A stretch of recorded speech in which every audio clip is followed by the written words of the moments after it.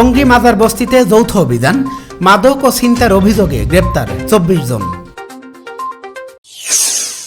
দেশব্যাপী চলমান আইনশৃঙ্খলা রক্ষায় বাংলাদেশ সেনাবাহিনী পেশাদারিত্ব ও নিরপেক্ষতার সাথে অভিযান পরিচালনা করে আসছে। এরই অংশ হিসেবে 17 জুন সোমবার দিবাগত রাতে গোপন সংবাদের ভিত্তিতে গাজীপুরের টঙ্গী মাজার বস্তিতে যৌথ অভিযান পরিচালনা করে উত্তরা আর্মি ক্যাম্প ও টঙ্গী পশ্চিম থানা পুলিশ। অভিযানে মাদক ব্যবসা ও ছিনতাইয়ের সাথে জড়িত 24 জনকে গ্রেপ্তার করা হয়েছে।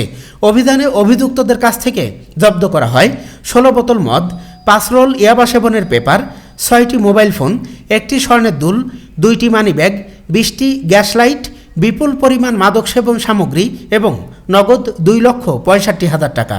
আইনশৃঙ্খলা রক্ষাকারী বাহিনীর একাধিক সূত্রে জানা যায়, গ্রেপ্তারকৃতদের বিরুদ্ধে বিভিন্ন থানায় পূর্বেও মাদক ও ছিনতাই সংশ্লিষ্ট একাধিক মামলা রয়েছে। প্রাথমিক জিজ্ঞাসাবাদে তারা তাদের অপরাধের কথা স্বীকার করেছে। পরবর্তী আইনি কার্যক্রমের জন্য তাদেরকে টঙ্গী পশ্চিম থানা পুলিশের কাছে হস্তান্তর করা হয়েছে।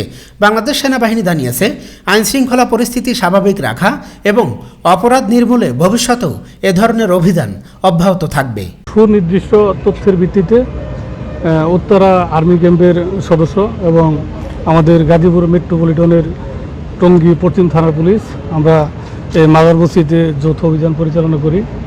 তাতে আমরা টোটাল 24 জনকে গ্রেপ্তার করতে সক্ষম হয়েছি এবং তাদের নিকট থেকে দেখতে পাচ্ছেন মাদকদ্রব্য এবং সেবন করার যেগুলো যন্ত্রপাতি সেগুলো আমরা সেখান থেকে উদ্ধার করতে পেরেছি।